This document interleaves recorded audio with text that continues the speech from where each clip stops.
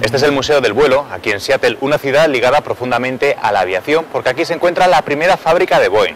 Y precisamente con uno de sus trabajadores, con Salvador, hemos quedado aquí. ¿Qué tal? Salvador, aragonés, ¿de dónde? De Zaragoza, capital.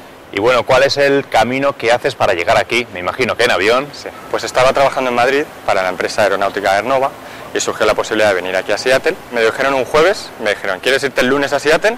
Tuve para el viernes para pensarlo, pero lo tenía claro, así que vine. ¿Tu afición a los aviones viene de lejos? Sí, desde siempre. Desde niño he estado siempre pintando aviones, haciendo maquetas de aviones y era desde luego mi sueño diseñarlos. Sí, aquí hay modelos que yo nunca pensé que podrían estar en un museo.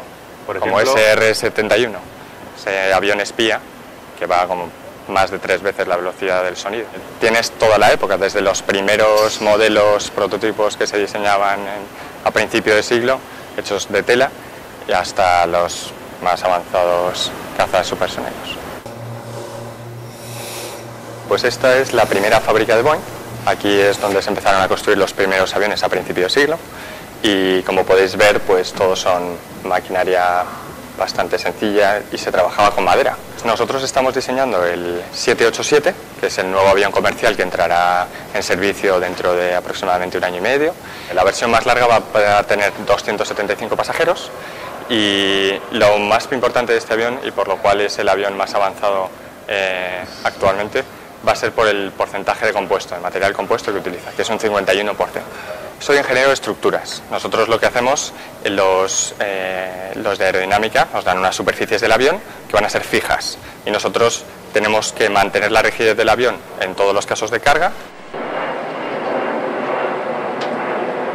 Aquí podéis ver aviones que están fuera de servicio pero que son muy interesantes.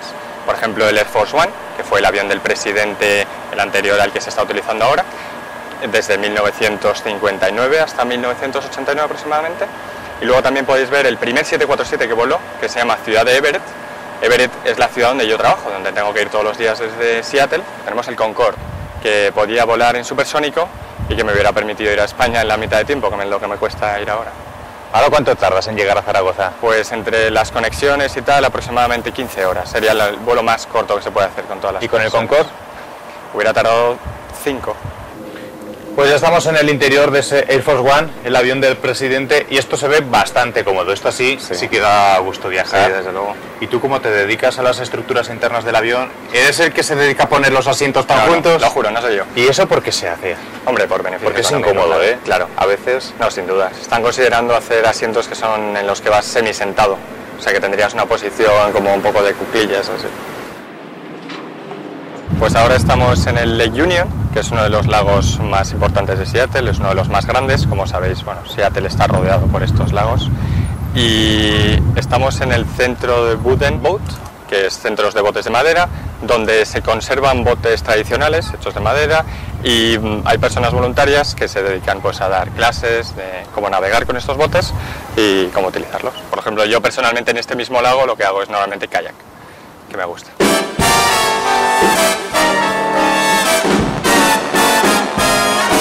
That's the boat that's leaving, oh, soon for New York. Come with me, that's where we belong. Sister, you and me can live that hollow. Bueno, pues ya estamos en el Lake Union, donde hay muchas casas flotantes. Estas son algunas de ellas, las que podéis ver aquí a mi espalda. Y bueno, son muy particulares, porque desde luego yo por lo menos nunca había visto unas casas en las que pudieras estar ahí metido en el lago y tal. Llamativas y caras, me imagino. Sí, son bastante más caras que las casas normales. De hecho, vi un programa de viviendas el otro día en la televisión y comparaban los precios de las viviendas aquí en Seattle con lo que serían las casas flotantes y eran aproximadamente el doble. Bueno, lo que más me impresionó fue el downtown, lo que es el centro de la ciudad donde se encuentran todos los rascacielos y le dan una tridimensionalidad a la ciudad que es muy agradable, me gusta mucho. Bueno, me ha sorprendido la cantidad de hidroaviones que hay aquí en este lago. Sí, están aterrizando y despegando desde aquí constantemente porque hay tanto líneas regulares que van a zonas del norte de Seattle, que sería la isla de San Juan, y tanto también lo que son los tours para ver las ciudades de arriba. Bueno, has dicho San Juan, eso es un nombre español, hay bastantes por aquí. Sí, fue el nombre que le dio, bueno, el español que llegó aquí, que fue la primera persona en llegar a esta región. Esta es mi mujer Alisa. Buenas, ¿qué tal? Bueno, veo que hablas español también un poquito. Un poquito bastante. Pero tú no eres americana, ¿o sí? No, bueno, tengo pasaporte americano, pero soy de Rusia. Pues nos casamos en los dos sitios. Nos casamos en Seattle y nos casamos en Zaragoza. Las dos fueron muy especiales, la verdad, fueron muy bonitas, ¿verdad? Pero la verdad es que para mí, especialmente la de Zaragoza, claro, fue más especial. ¿Por qué?